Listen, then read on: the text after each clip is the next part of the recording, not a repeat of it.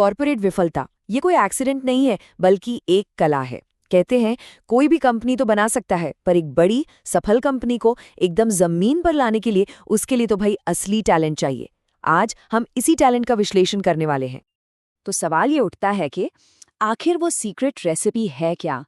ऐसी कौन सी गलतियों की सीरीज है जो एक जाने माने ब्रांड को एकदम गुमनामी के अंधेरे में धकेल देती है? चलिए, इस पूरे विश्लेषण में हम इसी हाउ टू गाइड के जरिए इसका पता लगाते हैं। तो ये है हमारी बर्बादी की पूरी रूपरेखा। हम शुरुआत करेंगे कॉर्पोरेट फेलियर की कला से, फिर देखेंगे कि खराब मैनेजर्स की क्या-क्या चालें होती हैं, समझेंगे कि भविष्य को कैसे नज़रअंदाज किया जाता है और जानेंगे कि टॉक्सिक लीडरशिप का खेल कैसे चलता है। फिर हम खतरे के संकेतों को पहचानेंगे और आखिर में देखेंगे कि इस पूरी कहानी को कामयाबी की तरफ कैसे मोड़ा जा सकता है। तो चलिए शुरू करते हैं हमारे पहले सेक्शन से, कॉर्पोरेट विफलता की कला। इसमें हम उन कंपनियों की बात करेंगे जिन्होंने इस काम को बड़े ही शानदार ढंग से अंजाम दिया और धोखे को एक आर्ट फॉर्म बना दिया।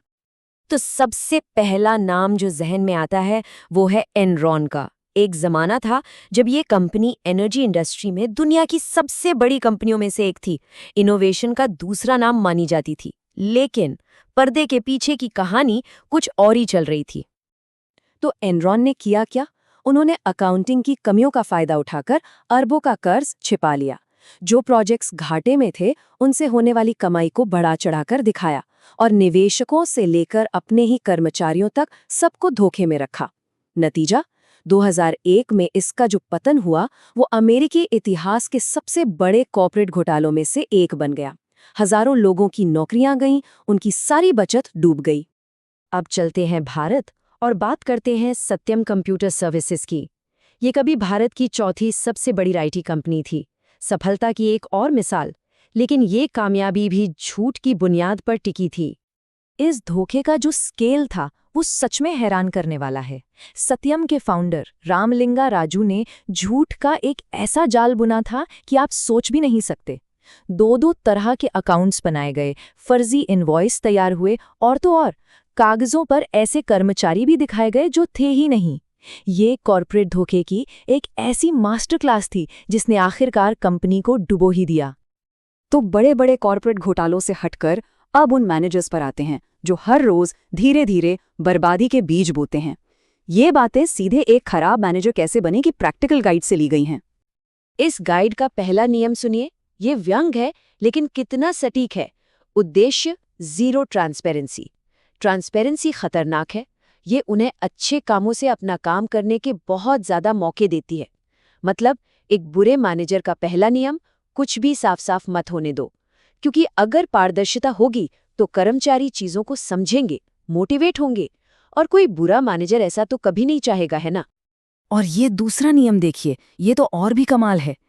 अनुकूलनीय होने की हिम्मत मत करना, नियमों के अधीन होना उनका काम है। ये दिखाता है कि कैसे एकदम सख्त कंट्रोल बनाए रखना है। एक खराब मैनेजर के लिए नियम बदलने के लिए नहीं होते, वो तो कर्मचारियों को उनकी जगह याद दिलाने के लिए होते हैं। उनके हिसाब से बदलना कमजोरी है और जिद पर अड़े रहना ही ताकत। ठीक है, तो अब एक मैनेजर की सोच से आगे बढ़कर पूरी कंपनी की स्ट्रेटेजिक गलतियों पर आते हैं। अगर किसी को अपनी पूरी कंपनी को डुबोना है तो इनोवेशन को नजरअंदाज करना एक पक्का तरीका है। इसका सबसे क्लासिक उदाहरण है ब्लॉकबस्टर का। याद है, एक जमाने में वो वीडियो रेंटल के बादशाह हुआ करते थे। लेकिन जब दुनिया डिजिटल हो रही थी तो वो अपनी दुकानों और लेट फीस वाले मॉडल से ही चिपके रहे। वो देख ही नहीं पाए कि भविष्य किस तरफ जा रहा है, और फिर स्ट्रीमिंग प्लेटफॉर्म्स आए और उन्हें पूरी तरह से बाजार से साफ कर दिया। और टॉयज आर अस को भला कौन भूल सकता है, एक और ऐसा प्यारा ब्रांड जो ऑनलाइन शॉपिंग के जमाने में अपनी बिजनेस स्ट्रैटेजी को बदलने में नाकाम रहा। उन्होंने ये मानने से ही इनकार कर दिया कि दुनिया बदल चुकी है, और इसका नतीजा क्या हुआ? दिवालियापन। लेकिन देखिए, कोई भी कंपनी सिर्फ एक बुरे आइडिया या एक खराब मैनेजर की वजह से फेल नहीं होती। अक्सर ये कई चीजों का एक साथ होना होता है, एक परफेक्ट स्टॉर्म। अब हम उस एकेडमिक फ्रेमवर्क को समझेंगे जो बताता है कि विनाशकारी लीडरशिप कैसे पनपती है। इसे कहते हैं द टॉक्सिक ट्रायंगल। इसका सीधा सा मतलब ये है कि एक जहरीला लीडर अकेले कुछ नहीं कर सकता। असल में नुकसान पहुंचाने के लिए उसे सही तरह के फॉलोअर्स और सही तरह का माहौल दोनों की जरूरत होती है। तो चलिए इस ट्रायंगल के तीनों कोनों को थोड़ा आसान भाषा में समझते हैं। पहला कोना है विनाशकारी लीडर।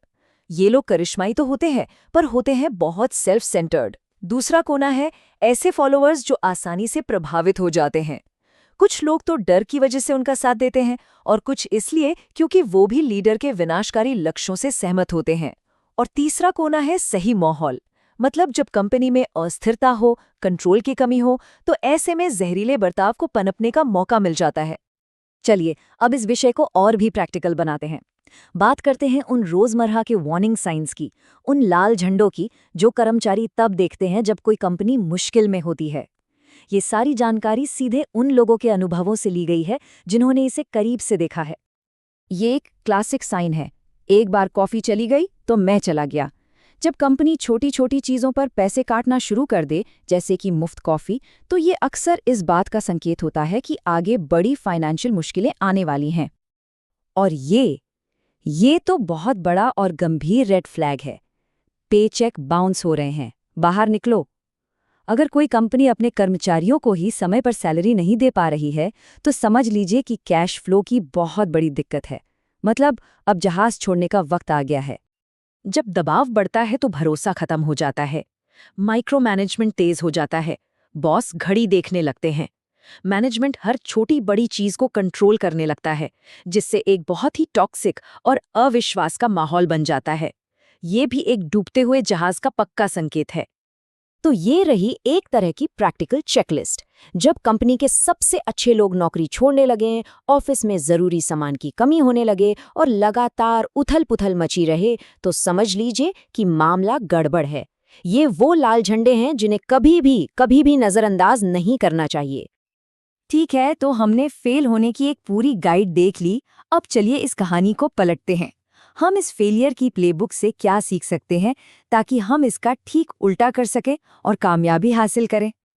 तो ये रहा कामयाबी का नुस्खा, और ये फेलियर की प्लेबुक का बिल्कुल उल्टा है। पूरी तरह से ईमानदार और पारदर्शी रहिए, भविष्य को गले लगाइए, उसे नज़रअंदाज मत कीजिए। ऐसे अच्छे लीडर्स को चुनिए जो कंट्रोल नहीं बल्कि टीम को ताकत देना चाहते हों। मजबूत सिस्टम बनाइए और सबसे ज़रूरी बात, अपने लोगों की सुनिए। तो मैं इस पूरी चर्चा को एक आखिरी सवाल पर ख़त्म करना चाहूँगा। अगर सिर्फ एक वार्निंग साइन चुनना हो, एक ऐसा संकेत जो सबसे ज़ोर से चिल्लाकर कहता हो कि खतरा है, तो वो क्या होगा? अपने अनुभवों के बारे में सोचिए, क्योंकि डूबते हुए जहाज़ को पहचानना सिर्फ अपनी जान बचाने के बारे में नहीं है। ये इस बारे में है कि एक ऐसा जहाज़ कैसे बनाया जाए जो कभी डूबे ही नहीं।